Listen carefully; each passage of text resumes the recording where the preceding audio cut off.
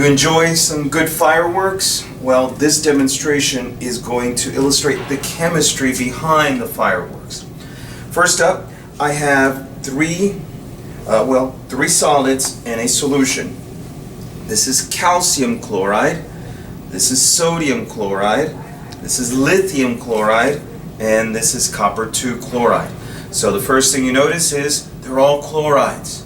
So whatever is going to happen, whatever difference you're going to see, it's not the chlorides. It must be the metals. So these are all ionic compounds, and what are they going to do? Well, I'm going to give them energy. And when they absorb the energy, they, of course, their electrons are going to go into excited state. And they're going to come back down. When they come back down, they will give off some form of energy. For us, what's really exciting is that they give off at least some of the energy they give off in the visible light spectrum. Now, what I'm going to do in order to give them energy is I am going to combust some methanol. Now, I've been at this for a long time. There are only a handful of chemicals that I really fear, and this is one of them. Why? Because methanol burns with a pale blue light. And because it burns with a pale blue light, it's hard to see. Unfortunately, one time I caught myself on fire with methanol, and I couldn't tell that I was on fire. First thing I knew was that I felt some warmth, and then my students were telling me that I was on fire. And yes, I was on fire. So I deeply respect methanol. Methanol is used as dragster fuel, and it is also very poisonous. It will absorb straight through the skin, and that's why I have some gloves. I respect this sucker. Okay, so what I'm going to do is I'm going to add some methanol to these crystals. Move the methanol far away. Use some activation energy.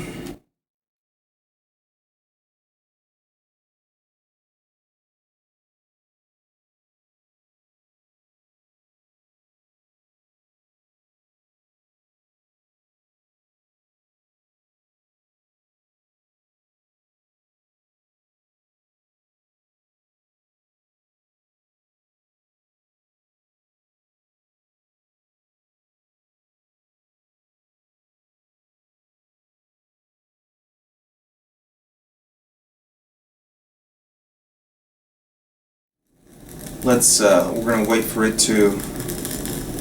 the others to die down, and then I'll focus on some lithium chloride. At this point is where I got in trouble. One of them was still lit. The kids really wanted to see the copper, the green copper, and I brought the bottle over and I poured it. Methanol has a lower viscosity, so it just poured out really fast. Much faster than I was expecting, and so it ignited the splash. It actually went into the bottle was on fire. I threw the bottle on the floor. Now the floor was on fire, and I had to use a fire blanket in order to put it out. What I did not realize that I was on fire as well.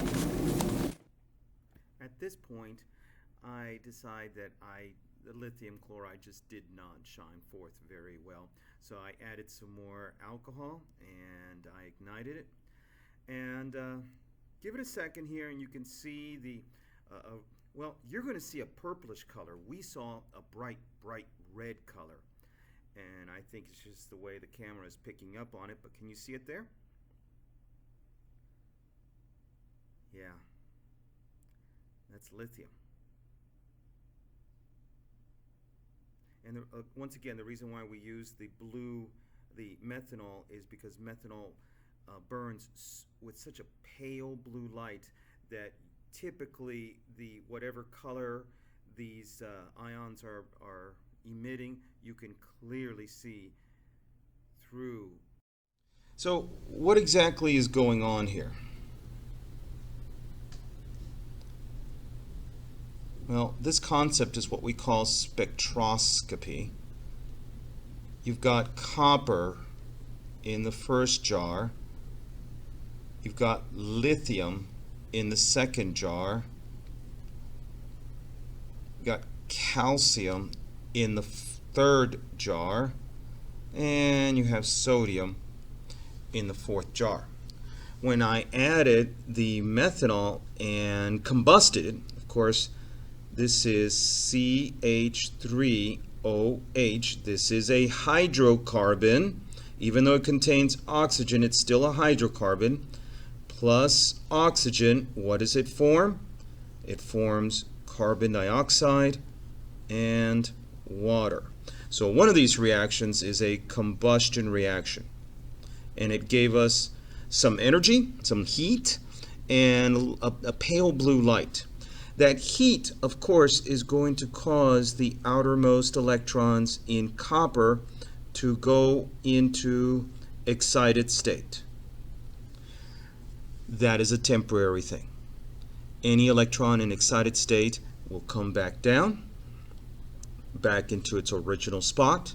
When it does that, it releases energy in some form. It could be infrared.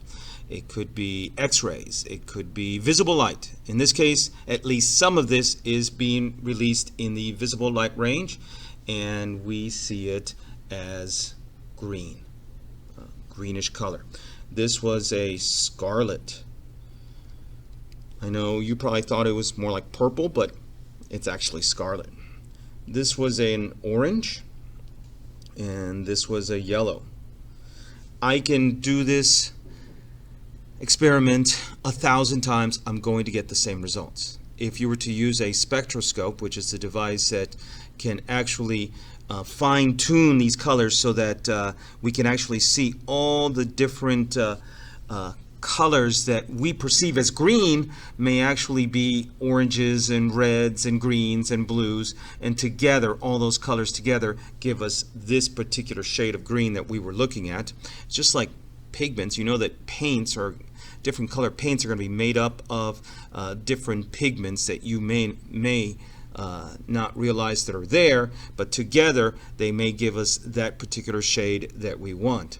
So what do they do with fireworks? Well, they're going, if they want a green color to it, they're going to pack the top of the rocket with these tiny little clay spheres that have, let's say, copper 2 chloride in them. Most of the rocket is propellant, which of course is going to, as it ignites, is going to push the rocket up into the air. Then you have an explosive. So as that propellant gets used up, it gets to the explosive level, and of course when that happens, you get the big boom. The big boom, just like here we gave these crystals energy, the big boom is going to give these crystals energy. So these marbles are going to disintegrate, releasing the powder, and as they come down, they're going to be emitting their own specific type of light. So if you want a scarlet or red color, you're going to use lithium. Orange, you're going to use calcium. Yellow, you're going to use sodium. Sometimes they'll even combine different kinds of ionic compounds in order to give you different shades of these colors. So now you understand fireworks, and it all has to do with the fact that electrons gain energy. They go into excited state, then they come back down to ground state, and when they do, they're going to give off their own particular type of light. Think of it as a light fingerprint. Everyone has their own fingerprint. In the same way, every element and every compound is going to have a specific light fingerprint that we can use to identify it, and that's how we know that what elements can be found in planets that we've not ever visited. We know what elements are found there because of the light that is being emitted by them.